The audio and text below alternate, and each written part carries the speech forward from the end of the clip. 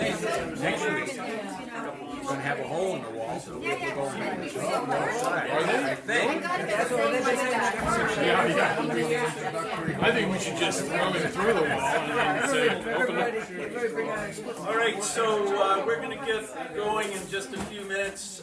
We have a couple more chairs, but there are all more people than chairs, so hopefully get comfortable.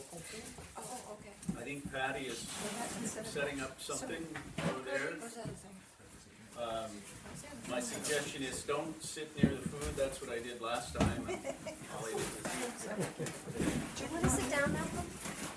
Is that your, what's your chair? What's that, your chair? Yeah, Or but coat? I'd rather stand. It's easier. All right, so why don't I realize I feel like I should stand.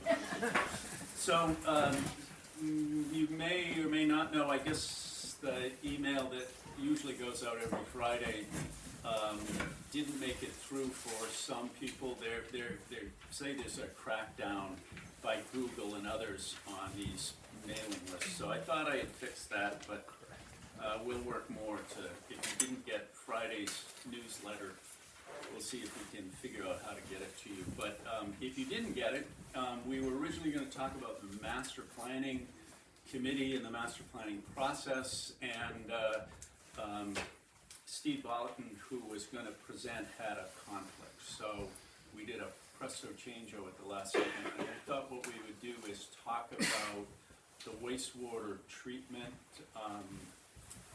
issue that I've been bombarding people with in the newsletter. So this is going to be very informal. I am no expert. I'm hoping that others in the crowd who know much more than I will be able to pipe in and answer questions. But I thought that's what we would do today, is just kind of give an update on that.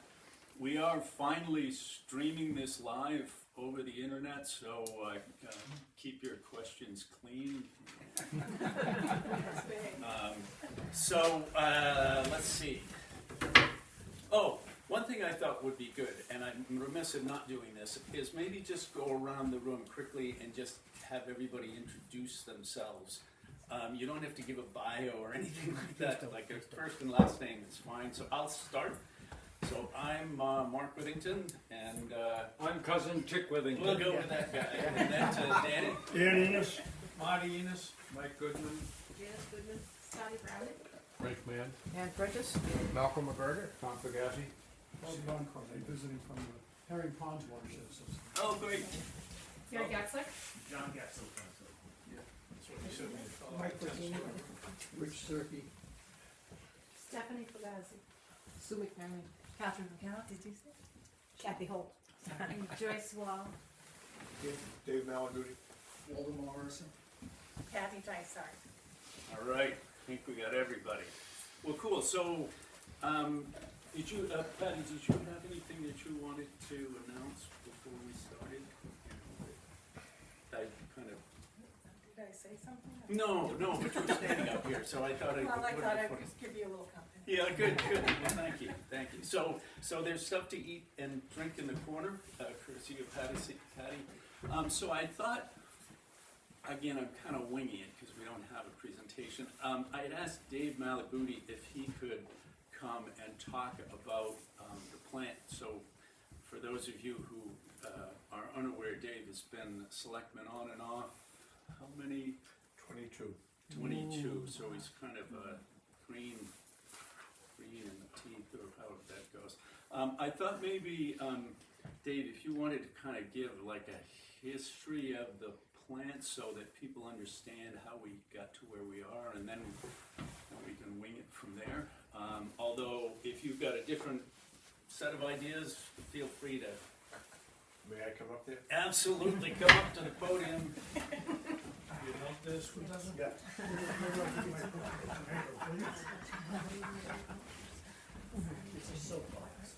Well, the first thing is, I find out you invited Paul and you refused, so now I'm second fiddle. No, you were our first date to the prom all along. The other thing is, you didn't tell me it was televised, so I figured then you wouldn't trip. Yeah. Well, anyway, if I cough, you'll have to excuse me. I'm recovered from COVID, but it left me with a tickle. So if I cough, I'm not contagious. I'm negative for everything. But he wanted the history of the plant, and I guess I can go back to 1981 because that's when I got on the board the first time. And at that time, in the mid-'80s, we had a plant down on Water Street that was horribly non-compliant.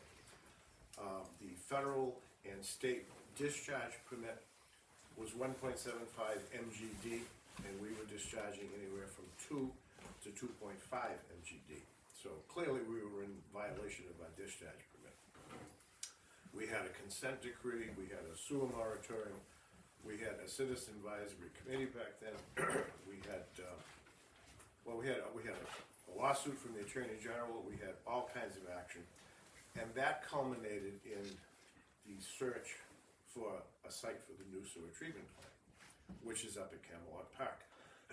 And I begged my cousins Joe and Bob not to let the town bore on that property because I suspected the worst. But they did. And their thinking was, well, we'll just sell the area of our pit that's zoned residential, we'll just sell it to the town. Well, the town took it by eminent domain for the sum of $250,000 for 10 plus acres.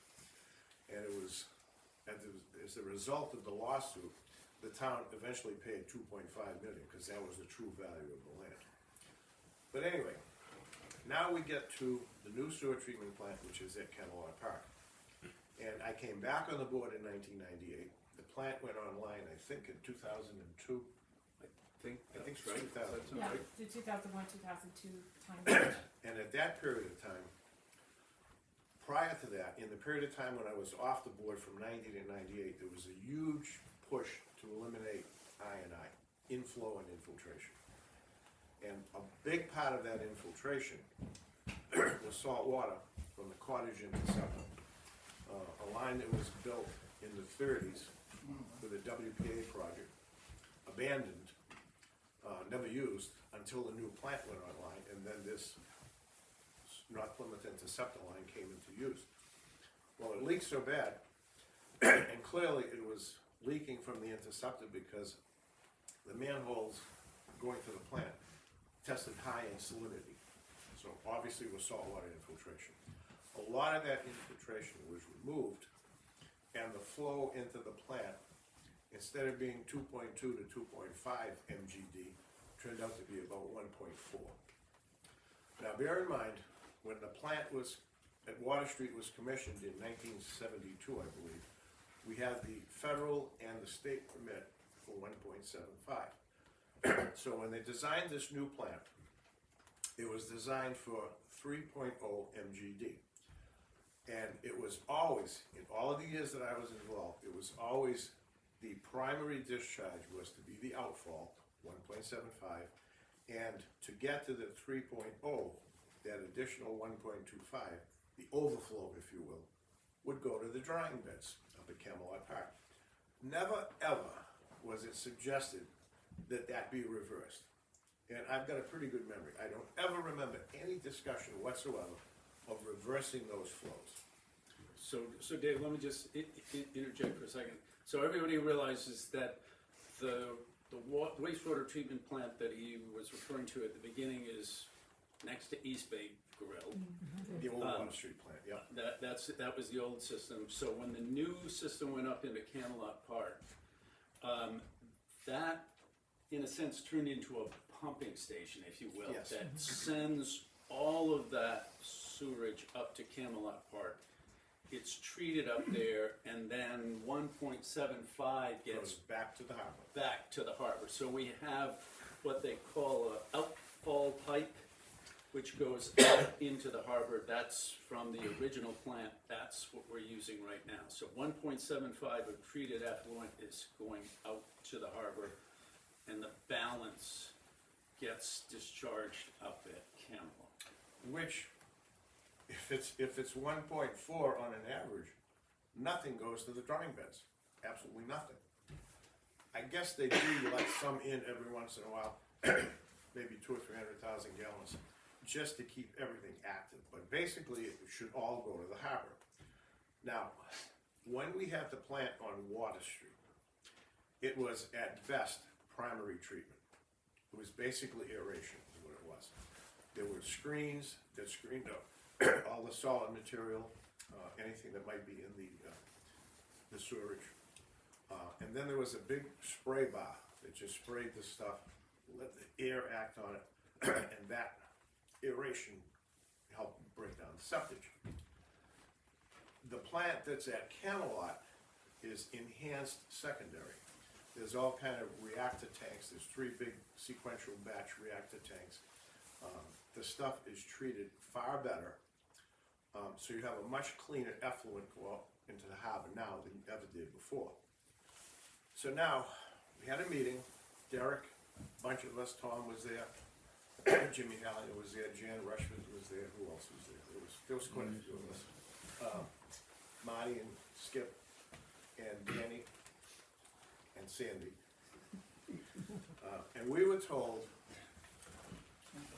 let me get this right, we were told first of all that it was always the intention to put the primary discharge in Camelot Park. That's a bold-faced lie, because for sure I would have remembered that, for sure. We were also told that the problem with the effluent going into the harbor was pathogens. So I asked, what pathogens? And I got the answer, viruses. You probably heard that when you were listening on the... So I said, okay, I know viruses get into the effluent because that's how Boston and other big cities track COVID. The virus shows up in the effluent. Well, back when we had primary treatment at Water Street, how many pathogens got in back then? Now we have better treatment. Shouldn't we have cut down on the pathogens? I don't know. But I don't know what the impetus is. We were told, David Gould said the purpose is to clean up the harbor. Now that's a noble gesture, okay? Probably none of us would disagree with that.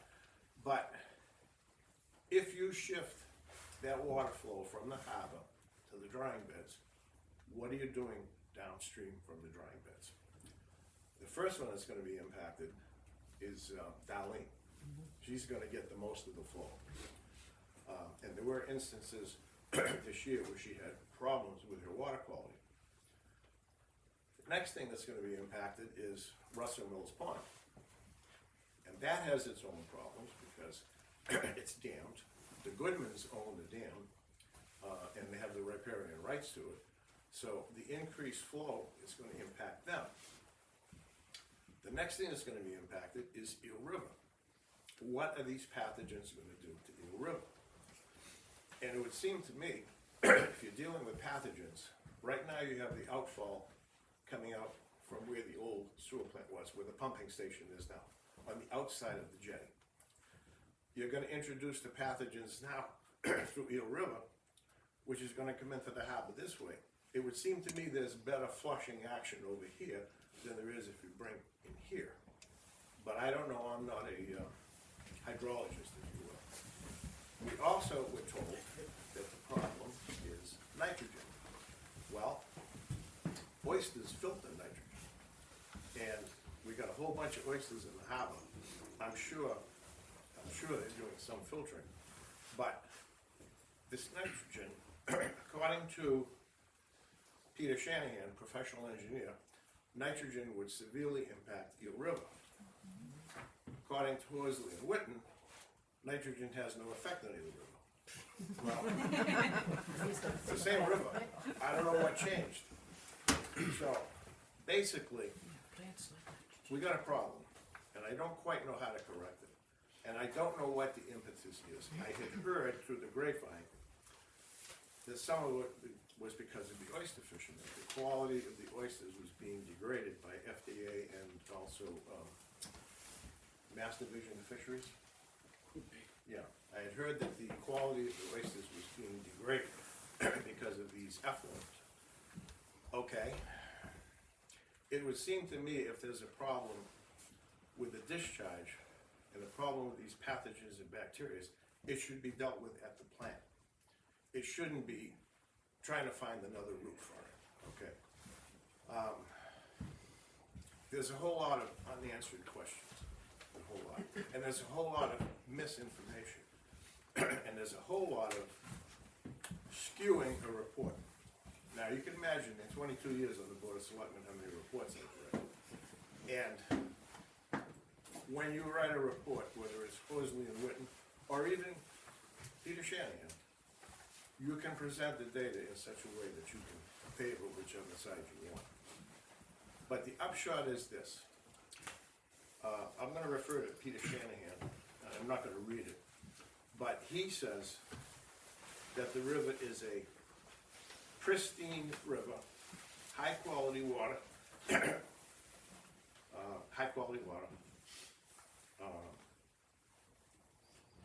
exceeds many levels, you know, on the spectrum, exceeds many levels. Nutrients, phosphorus and nitrogen, are particularly important to the water quality because the increase of these nitrogen and phosphorus will lead to eutrophication. Okay. Horsley and Witten says it's not a problem. Who would you rather believe? I would go with Peter Shanahan myself. So, having said that, is there a specific question that somebody has? Yes. Going way back, was there consideration ever of putting the outflow beyond the harbor, or over the Long Beach, and putting it further out? In other words, extend the outfall. Right. I'm sure that was cost prohibitive. I'm sure it was. Is that a possibility now? I'm sure it's still cost prohibitive. I'm sure it is. Danny? How can it be cost prohibitive when they're pumping it 3 miles inland? Because you're putting the outfall further out in the harbor. Yeah, but that's almost gravity fed. Yeah, You're not pumping anything. no, but it takes a whole lot of nothing to extend that pipe. Excuse me. Plus, as mentioned earlier, he's pumping it to the location at Camelot for treatment and then reversing it. Yeah. So, he's gotta still treat it at Camelot. Yeah. Well, I don't mind them treating it at Camelot. Problem is what they do with it after they treat it. Correct. You're already dumping it on the ground up there. They say no. Well, all you gotta do is drive in the gate. Look to your left, there's 4 acres of new pondage out there. Probably 4 feet deep, I don't know how many 100,000 gallons that must be, but it's a lot. Well, then there is a percentage that's going to the beds. They said the other day that they are. Well, it was our understanding back in the 90s that there would be no discharge there, other than in an emergency. Until you got above the 1.75. Yeah. Exactly. We got an emergency now, I know. or they just discharging for the hell of it? Well, I know once in a while you have to discharge to keep everything active, but, It was there 4 days ago. It was probably still there. Been there for at least since the last meeting. The day after the last meeting, they flooded that bed. Can I say something? Looking at the 2 permits, for clarity, I actually came to Plymouth because I was hired as a lab technician 1986 for the wastewater treatment plant. So I know what you're talking about 100% and I agree with you. But the 1.75 million gallons discharged, anything over that, it goes into the sand filter beds. They're allowed to discharge up to 3 million gallons. So I'm not surprised that you saw flowing there the other day, because think of all the rain we had. There's still a lot of stuff coming in. I don't buy that at all. I know, but Don't you buy get it at all. rain wash off everything like that. So you're gonna see flowing there occasionally. I go there 3 to 5 times a week, Okay, okay? okay, so, And nothing changes, other than I wade through the line of out-of-town trucks that are dumping sewage at the plant. which leads me That's to. another question. Yeah, which leads me Why to are we another doing that? question. I've asked and could not get an answer from the people at the wastewater treatment plant because there's not a lot of houses and industry hooked up to the sewage treatment system. And for a wastewater treatment plant to work the way it should work, wastewater itself is like 90% water. Right. So we get the bulk of the flow is from septic. Septic is very strong, very aerobic or anaerobic, so it sucks a lot of the nutrients out. So they've never told me what percentage of their flow based is septic and which percentage is really wastewater, because that's an impact on why this plant is doing what it's doing. It's not up to its capacity, it's not Full treating it efficiency. right. Full Full efficiency, efficiency, yeah. because they're spending, takes more, they have to aerate the water to get the oxygen in order that they can keep the oxygen up to meet the biochemical oxygen demand. And it just takes, it's just more expensive to treat septic. And I could never understand why they never went forward with hooking people up, households up to the septic or to the sewer line, which would ultimately help the plant itself function right. Well, there's been an ongoing program, and first of all, what you said is totally correct. The reason we're taking in outside septic, you need the septic, you need the bacterial action from the solids and the poop, okay? You need that to make the system work. And Mary, right? Correct. As Mary said, sewerage is 90+% water. Problem is, we don't know what else we're getting. When it comes in a truck, you don't know what you get, Right, True, okay? true. yeah, we saw, Okay, and you can go down there any morning of the week, and they'll be lined up waiting to go there. Yep. Hundreds of thousands of gallons a day. Well, I don't know if Going I'd in go, there, and you don't know what it is you get. I don't know if I'd go hundreds of thousands, but Well, there's 10,000 gallons in the truck. no, less. Period. Less. It's only 10 trucks. Trailer trucks? Yeah, the trailer. On an truck- average, I'd say there's 100,000 a day. Could be, could be, Tractor trailer trucks are not a ton. could be. Well, even a tractor trailer truck, 10,000 gallons would be an awful lot, it'd be overloaded, probably 7 to 8 in a tractor trailer. 3 in the average truck. They haul fuel oil and gasoline at 10,000 gallons today, and I'm sure they're not much different. We won't argue that. No, we ain't gonna argue that. But, what We was don't your need it, question? whatever it is. I don't know the proportion of yeah, sewerage versus, septic, septic brought it's in. always better to have more wastewater than septic, to be honest with you. Yeah, I don't know Because if that those for plants, those commercial plants are made to handle wastewater, like the stuff that's 90% water, not really made to handle in the volume that could be coming into the site of just septic. And then I went to look for their pre-treatment reports, and they're kind of not what I would expect, because you don't know what's coming from like Tech Edge, you don't know what's coming from Tech Hatch VID Plymouth. has on-site pretreatment. Okay, it's changed because they were just implementing the pre-treatment program when I went to work for the town. Yeah. So How long have you been going? since 1991, I have a grade 7 licensed operator's license. So Okay, my question was, when did you leave? I left in 1991, right before I went Before for the another. new plant went online then? Yeah, before the new plant. That's why I know when you say, oh, I remember those days of water seat flooding. And us walking up into water almost up to our knees in the parking lot of the old wastewater treatment plant. I also remember the days that the tourists come in and go, what's in that aeration tank? And the former superintendent used to go, oh, that's ocean spray cranberries. Strong reason not to buy Maybe that's why they left. So I mean, that was a very under-designed plant for what was going on for the town of Plymouth. Well, I'm glad you brought that. I talked to Derek last week sometime, and I submitted the names that we had come up with to go on the Citizen Advisory Committee. But anybody whose name I submitted, and what I gave to Derek was, So while you're looking at that, let me just explain to everybody. So I think it was Mary that brought to our attention that the town had submitted or was submitting a request to MEPA, Mass Environmental Protection Yeah. Agency. Yeah. This request to, in a sense, stop the outflow into the harbor and send all of the effluent through ground discharge. So that's about a 300% increase in what's there today. So there were comments, so that MEPA report was submitted toward the end of last year. There was one public meeting in October by the town to talk about this MEPA submission. And my guess is if you looked at the attendee list on that public meeting, there probably was not standing room only. You know, probably count on one hand. So there were comments that were made. Some of you made comments, and the report was, so the request was submitted to MEPA.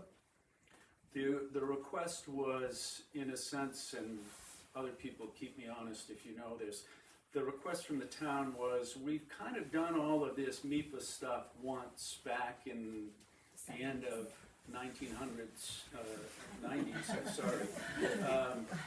sorry. So we really should only need to put in a final environmental impact report, or FIR. So that was the request up to MEPA.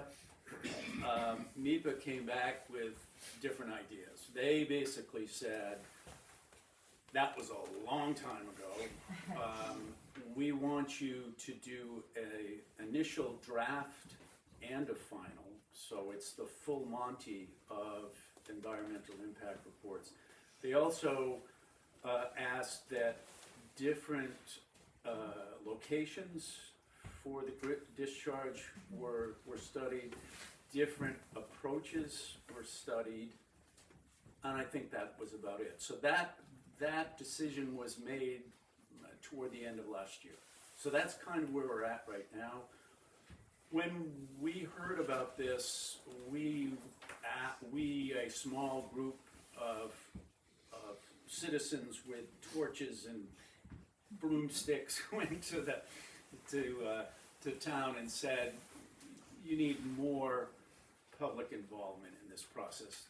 When we first went through this, you know, from that history that David just provided back in the end of the 90s, it was very controversial. You know, the idea was, we will build it, and they were calm. So there was a $3 million gallon per day plant that was built up in Camelot Park.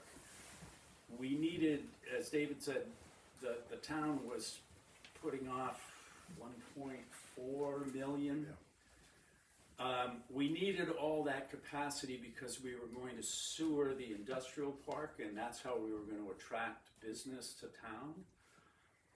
An interesting approach. I've never heard of industries really worrying about sewerage to locate in the town, unless I had a lot of sewerage that I needed to get rid of.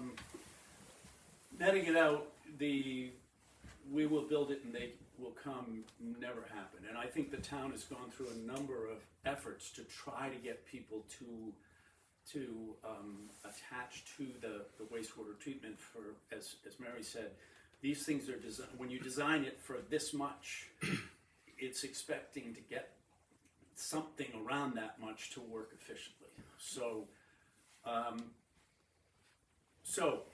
where am I? Sorry, I'm rambling.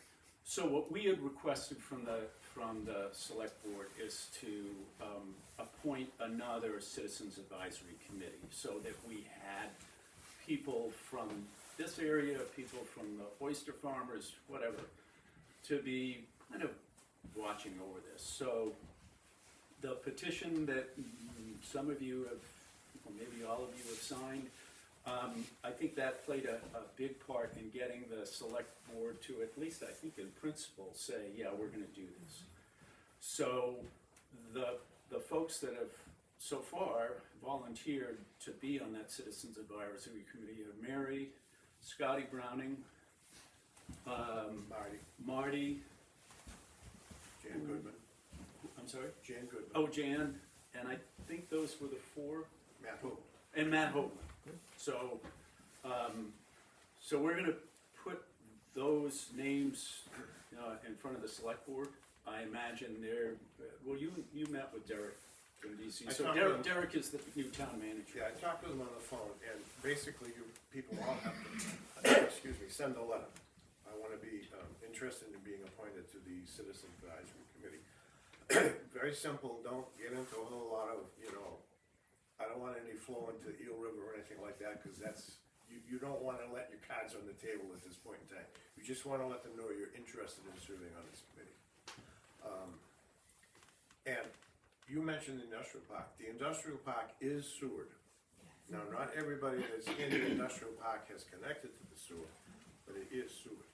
And there's a policy in town, if the sewer line goes by your property, you have to tie in if you're making substantial renovations to your house, and I think it's over 50% of the value of the house or something, or if you're building a new house.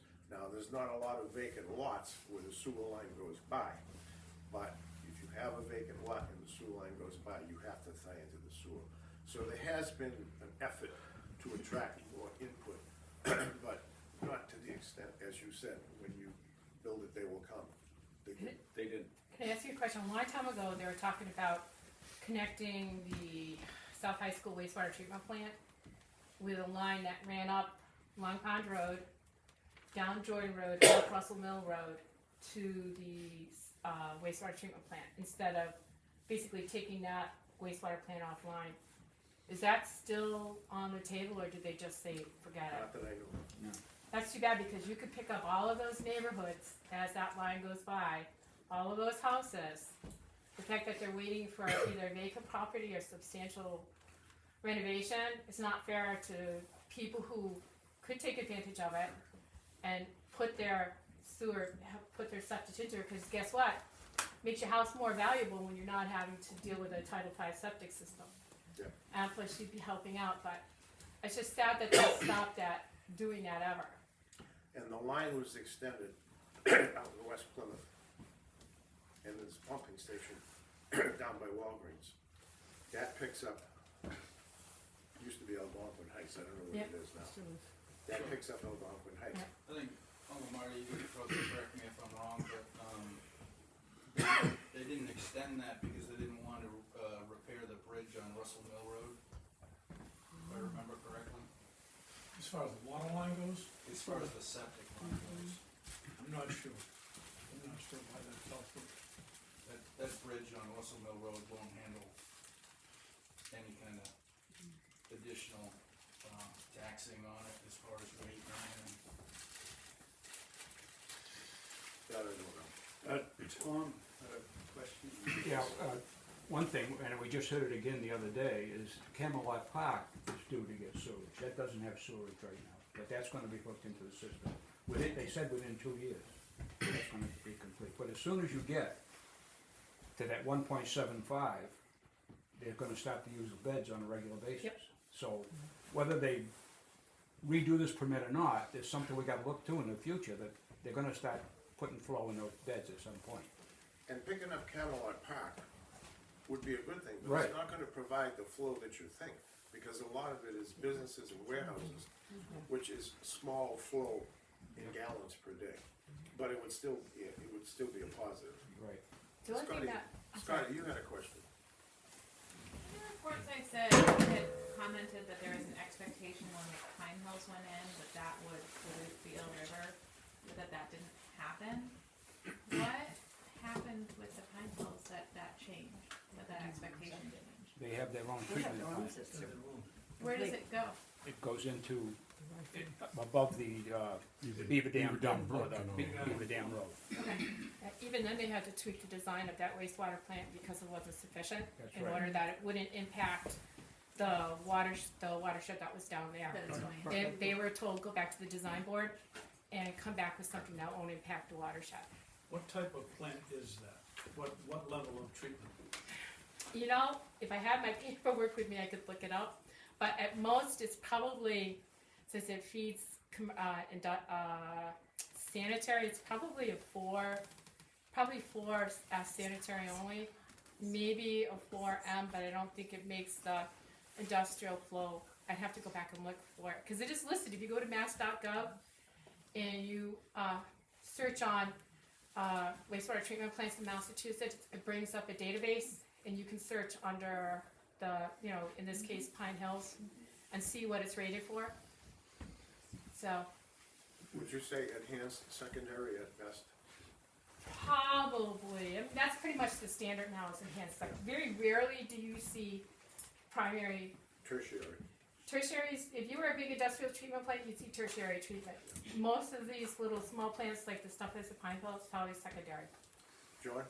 So the new units, up behind Home Depot and the new units that they're building on on Sandwich Road, are those gonna be connected to the wastewater plant? Sandwich Road, I would say no, but No. Home Depot, I would say yes.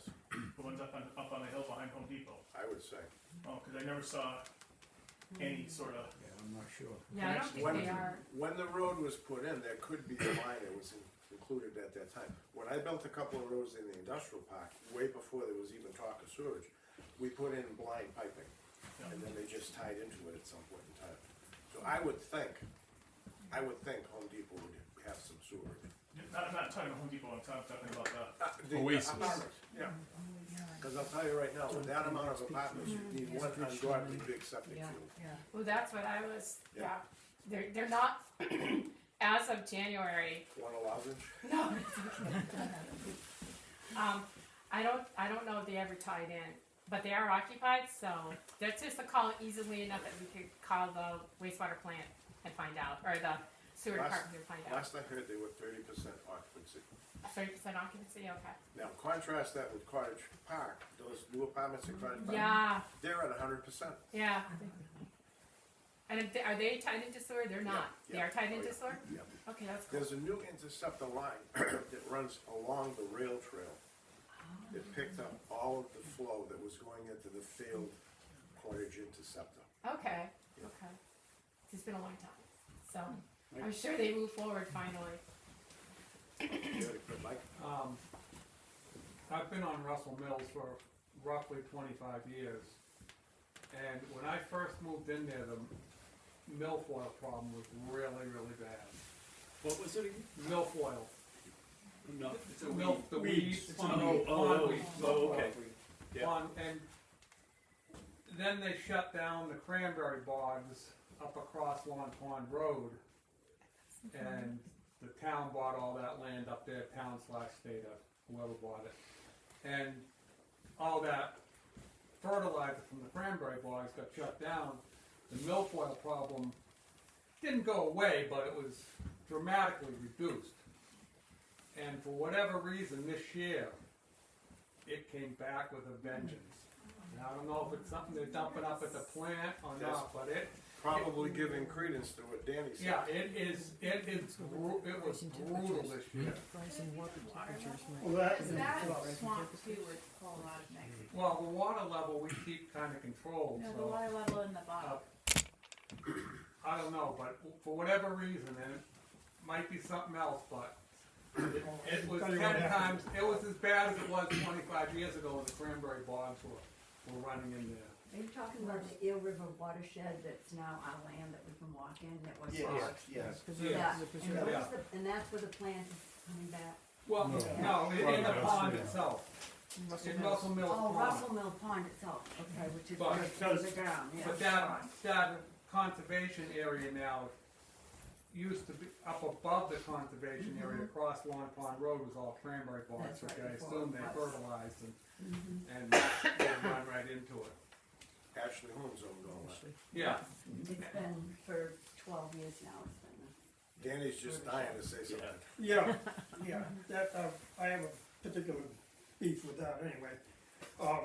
That area up there, upstream from Russell Mill Pond, Mhm. there was a pond there with a dam called Sawmill Pond. That's right, the old song. Been there for 200 years.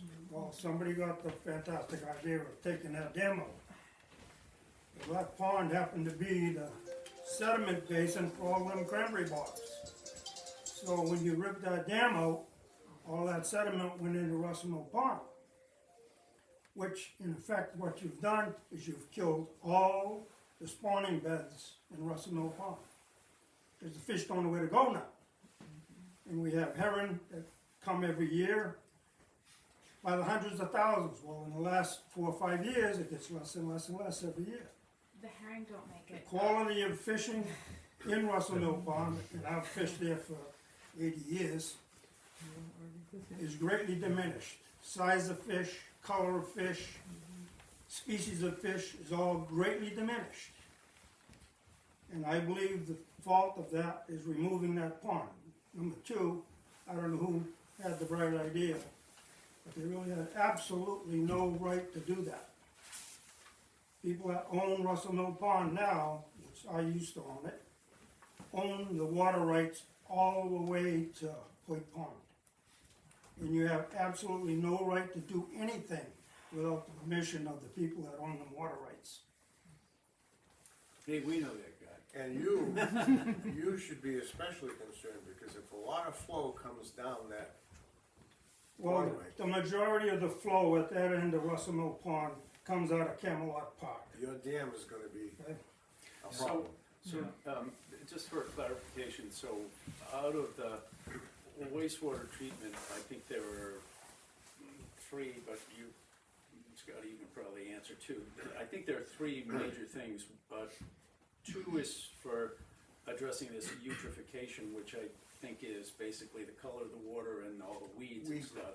So it's either phosphorus or it's nitrogen, so those two. And then third is the mounding, so you can imagine if I'm gonna put, whatever, 3 million gallons per day into the ground, it mounds up underneath, and so, that mound needs to go someplace, and I think that's what David's referring to. Well, an interesting thing, again, I hate to be critical, but this has all kind of speculation as to where the water's gonna go.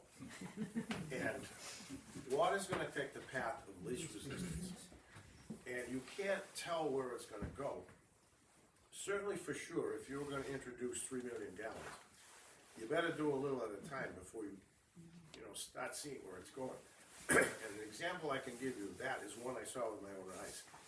There's a pond down at Camelot Park. It actually was part of the flow that goes down to Darlene's. There were 3 ponds. 3 ponds at Camelot Park. Yeah, well, the pond that I'm referring to is right there by the Camelot self-storage. That water was always clean and clear. All of a sudden, back about 12 years ago, it turned brown.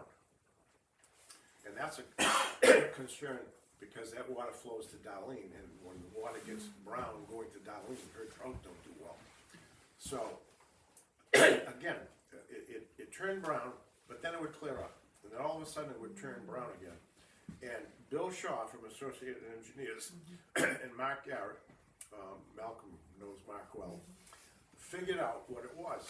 And what it is, Shropstead 5, which is now the Grove or whatever it is, if you go behind the building, not Home Depot, not BJ's, but if you go behind the other building, there's a retention area. And all the storm water goes in there. And there are times in heavy rains, God knows what happened these past heavy rains, it fills right up. When it does, it goes into the ground, but the elevation of the bottom of that retention area is a lot higher than the pond of what I'm talking about. And what we had was upswell. The water was going down and actually pushing up in the retention area, in the pond at Camelot Park, and it was disturbing all the peat and stuff that was on the bottom. My point is, you can't tell where the water's gonna go unless you let a little bit of the time and try to figure it out. To say, we've studied it, and it's gonna go here, and it's gonna go there, that's bullshit. That's crap. John, you had your hand up. Does the water, you also have several places that do fertilization in Camelot Park that rinse their trucks out right there in the parking lots. Yeah, it used to be. And old it's Camelot. always springtime, you can see them every day washing all their trucks, and it goes right into that very pond. Yeah. So, I don't know if the town has something to control over that, because I don't understand why one fertilizer company collects all their water, treats it, and then dumps it, and then the other one just does it in the parking lot and leaves it there. Good point. Kathy, you had it. Yeah, kind of similar to my question, so, this problem behind big lots or whatever that, Yeah, big that area, lots, big yeah. lots, right? So what's the next step? Is that addressed? Does the town talk with somebody, the management company of that? There What was happens? some discussion, Like, when did that happen? When was it discovered and what are the it next happens steps? periodically, time there's heavy rain.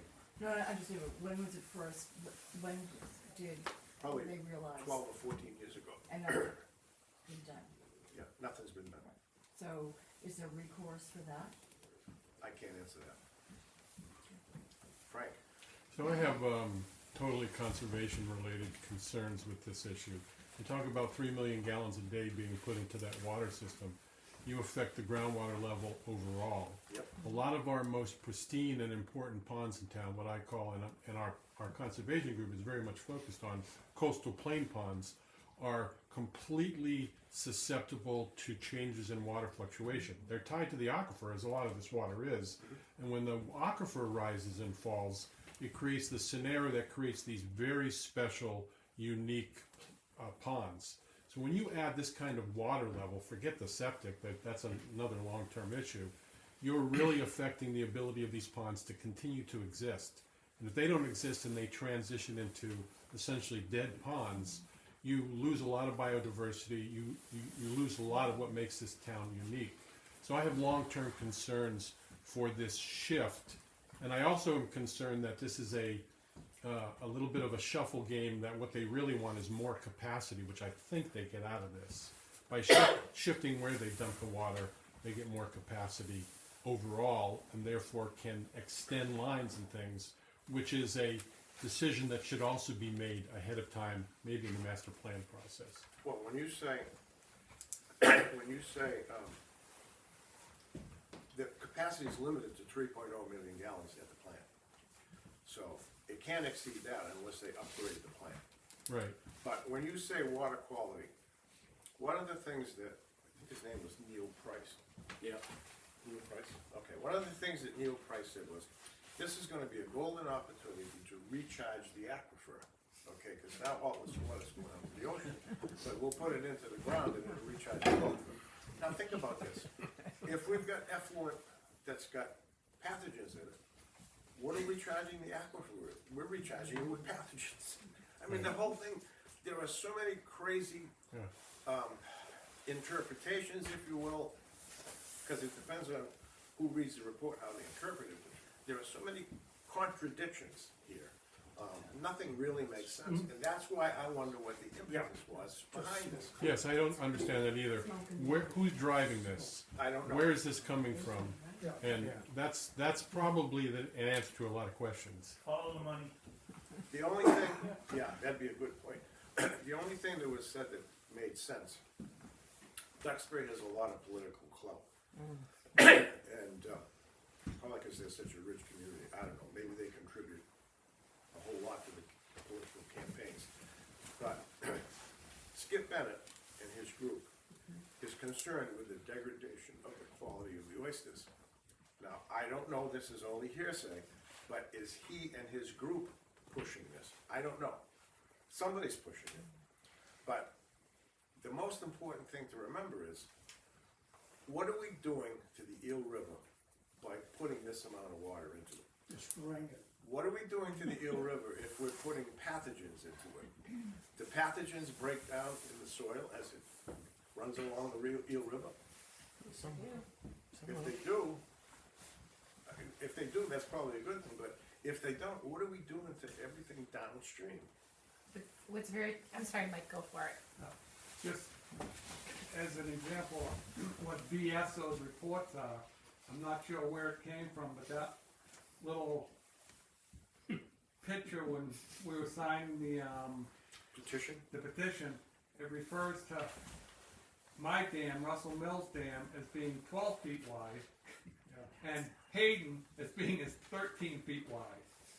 My dam's closer to 150, 200 feet wide, and Hayden's like a quarter of that. It's just, where did they come up with these numbers? It's just like, whoop, whoop, 12 feet wide. I mean, I have 12 feet of sluice way.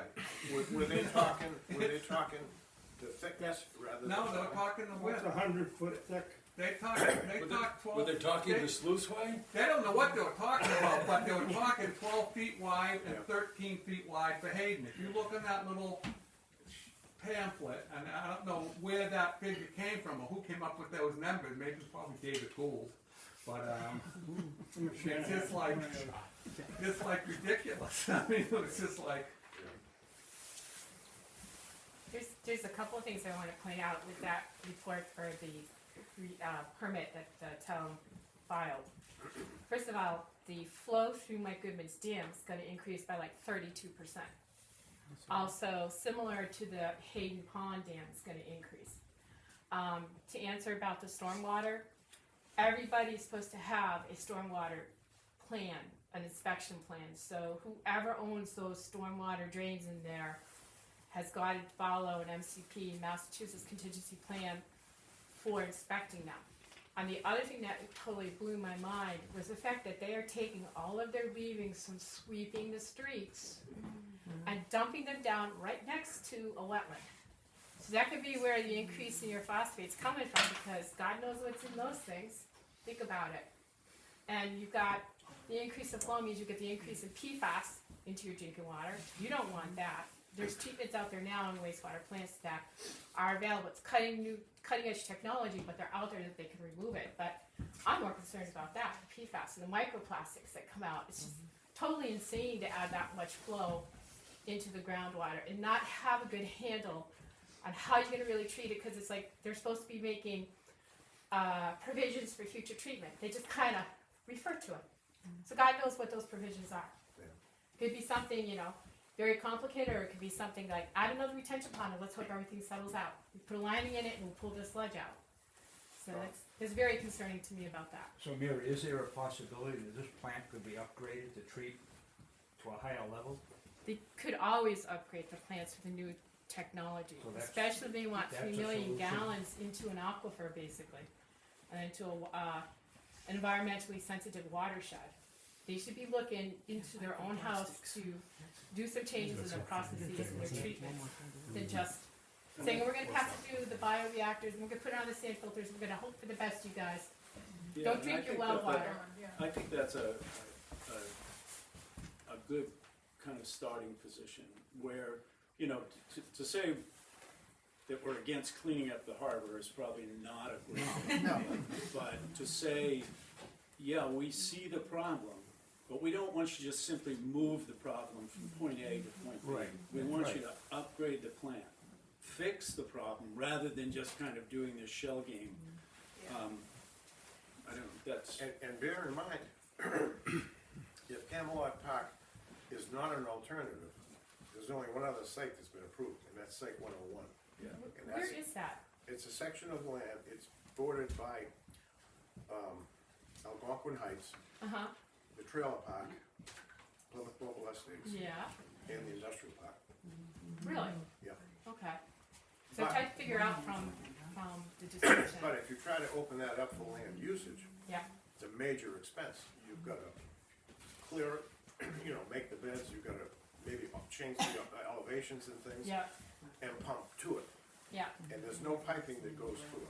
nope. Right. So my Discuss anywhere in there impacts to wells? Because all of us on Kingfisher Lane have private wells.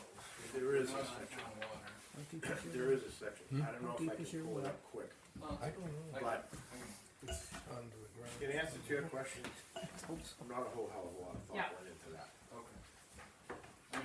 Unless, because is all of Russell Mill on town water? No, Big portion of it, but not all of it. No, okay. So I'm probably. just a point of interest, we talk about the recharging the aquifer. Windmill in Camelot Park. That water hole right behind that windmill is known as Warren's Wells. Right. Been there since the Pilgrims landed. Yeah. That is the aquifer. That water level has never changed in my lifetime. Yeah. So you're dumping wastewater right in the aquifer right now. It's not getting purified anyway. And I can't understand why, if we're at a point where we're near capacity, why is everybody willing to invite more people to hook up? That doesn't make any sense. Well, we're not at capacity because Well, we're close enough. the federal discharge permit is 1.75 and we're at 1.4, so we're not even at capacity. Actually, there's I don't two think they're discharge counting permits. a lot of it, so. There's There's a NIFTY's permit, which is the 1.75. yeah, And then there's the groundwater discharge permit, which off the top of my head, I think I have it with me. yeah, there's the NPDE permit, Yep, that's the one that goes out to the bay. yep. And then they had to have another one to discharge into the groundwater. So there's two separate permits for that plant. So that's why when you open up that file I gave you, you'll see a bunch of stuff on there that says groundwater and then NIFTY's.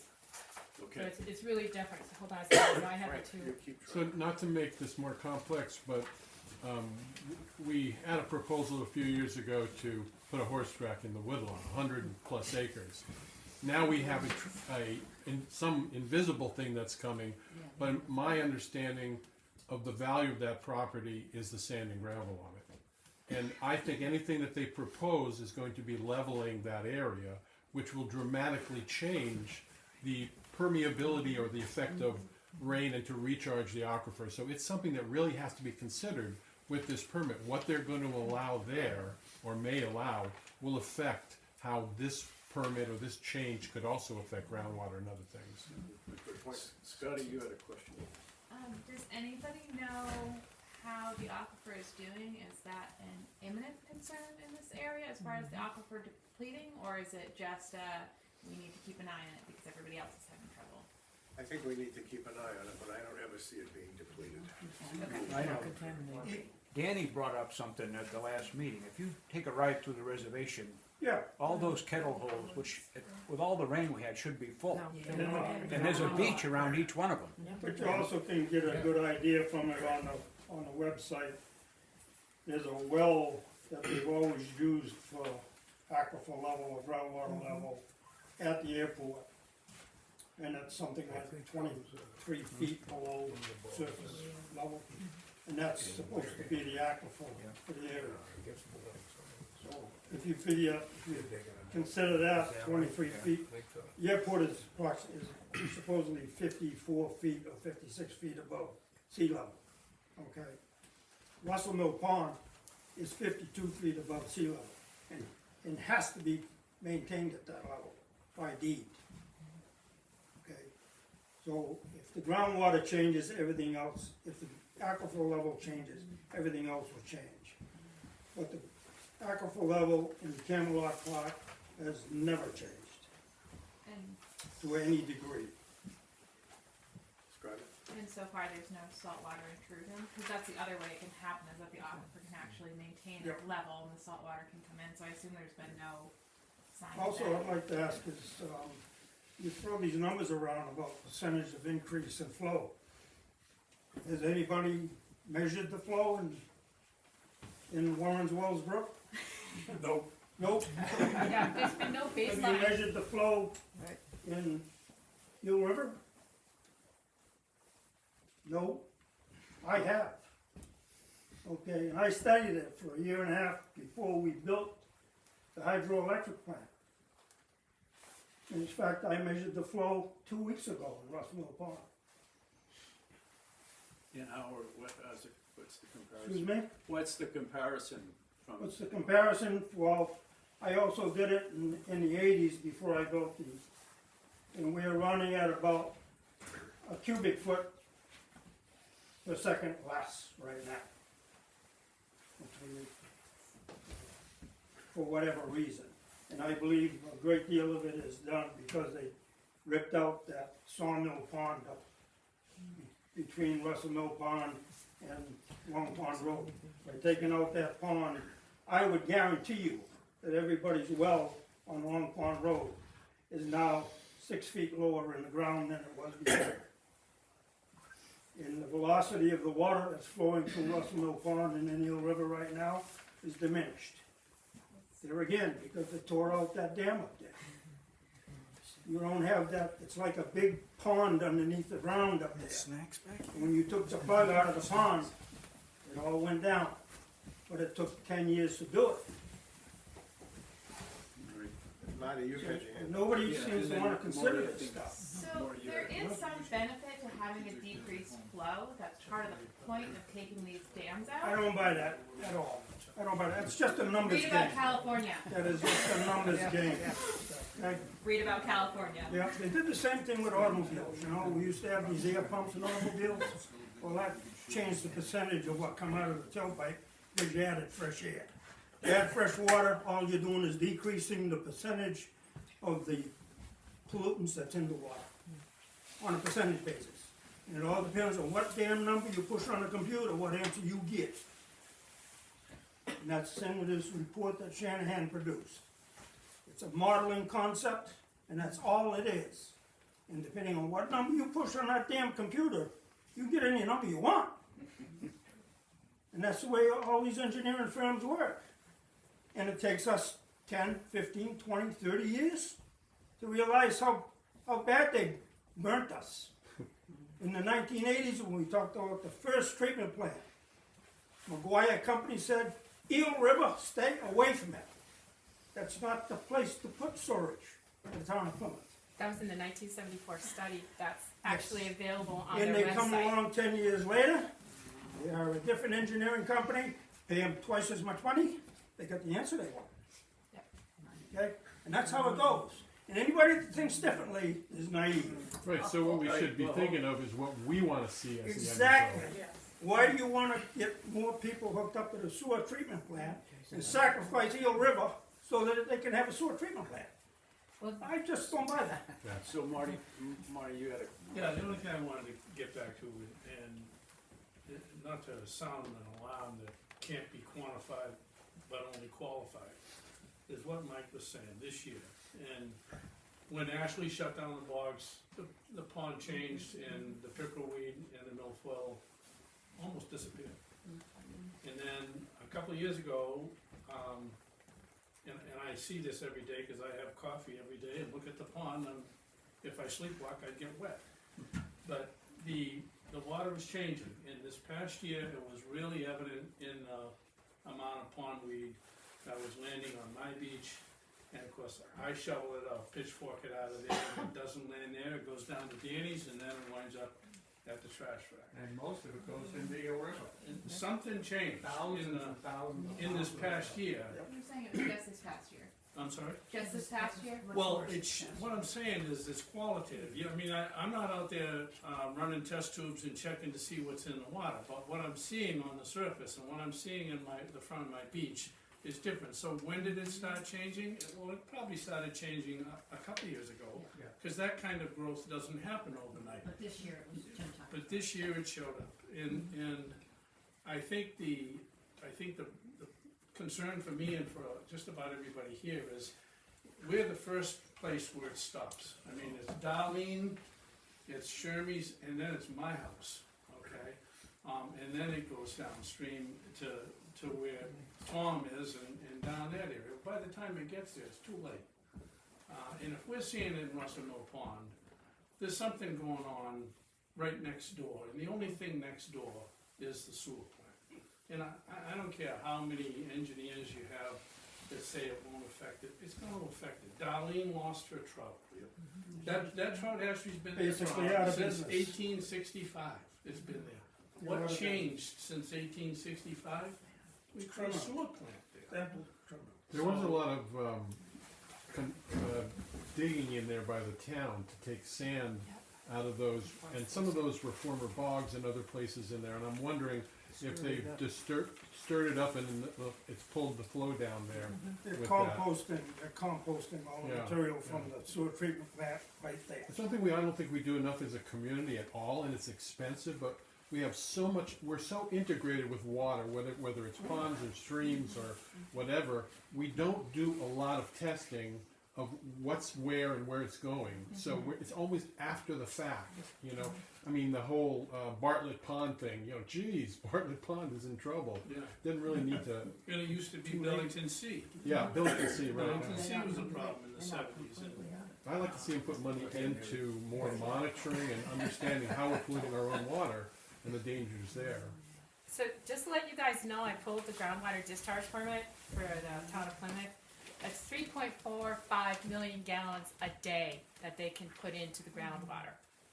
That's what they're currently permitted for, and 1.75 for ocean The outfall. harbor, right. What's the date of that permit? This is 2011. That's what was in the report that they had, the report that they filled in, this is where I got it from, cause I couldn't find a copy of it online. So now you think about that, 3.45 million gallons is what they're permitted right now to put in those sand filters. And what's concerning to me, and everybody says, you know, when I say everybody, the consultants, it's not gonna happen, it's not gonna happen. We have the federally grandfathered discharge permit. If we no longer use it, do we lose it? Well, I thought I read somewhere, and I cannot, and I was looking over my paperwork, I thought I read the state said in their letter to go back to the town, is that we want you to abandon that discharge outfall, the 1.75, give up your NIFTY's permit, cause that, it's kinda sneaky, the way Is they that in put. here? I think so, I can't find it, I'll look at it again. It kinda makes me a little worried, like, there's a lot of what I would call weasel words in their, paperwork, which is like, oh, well, we'll only use the outfall if there's an emergency. You can't define anything as an emergency. So there's I read this basically, thing every page, I'll find it because it and I surprised me. highlighted, and I didn't see anything that said that. That's it from the state response? No, that's from Wesley and Whitney. No, this is the state response back. Oh, please, give us a copy of that. Yeah, well, I do, I can give it to you, it's not a problem. All marked up too with the WTF comments, to be honest with you. I mean, my former life was like a compliance and licensing person, so I read these things and it's like, yeah, no, that's not gonna fly. No, you can pick, because you a lot of latitude in that description for you to decide what you consider an emergency. You know, is it a catastrophic failure of a sand filter? Or is it just, hey, we need to do some pump maintenance on this little, so we're gonna, you know, as we used to say, turn the Nantucket valve and put it out into the water. Wow.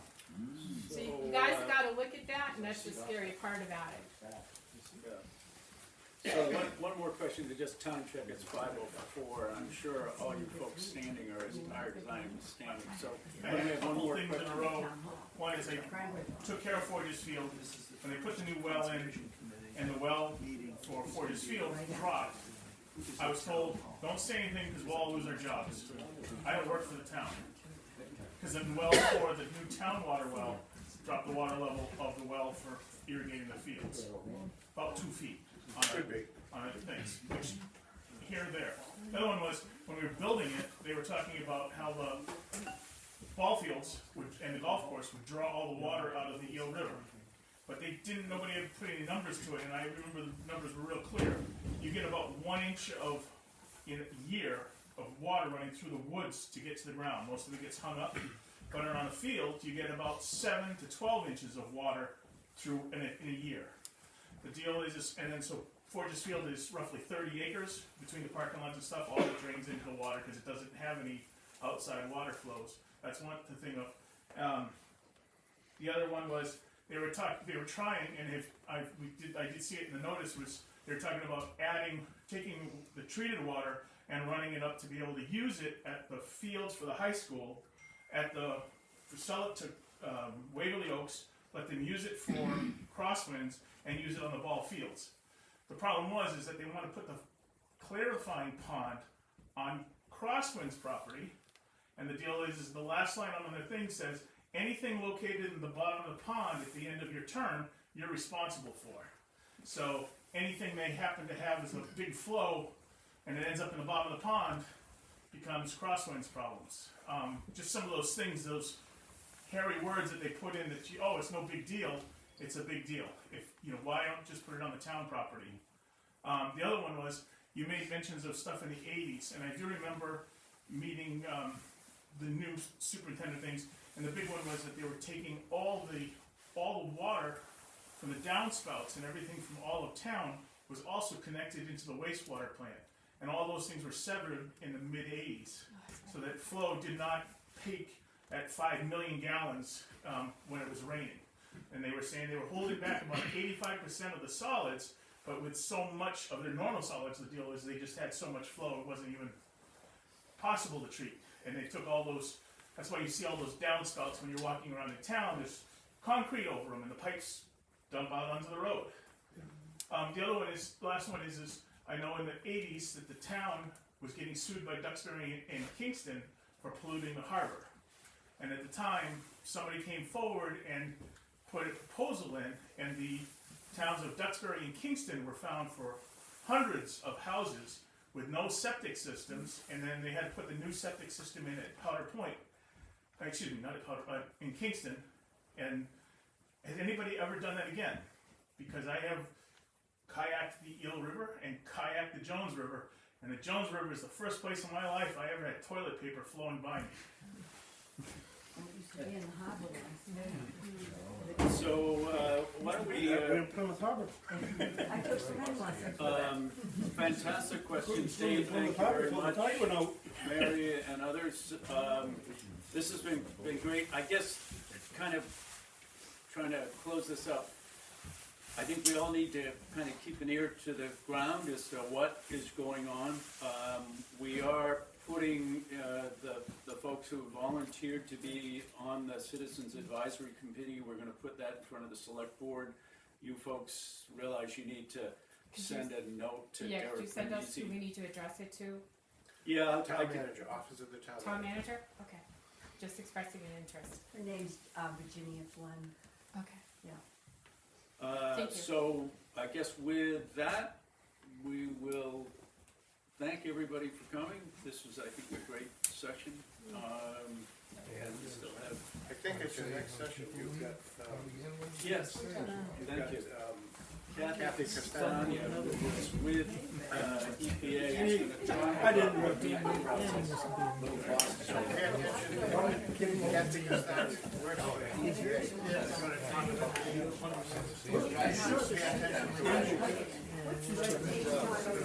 I will. Marjorie, with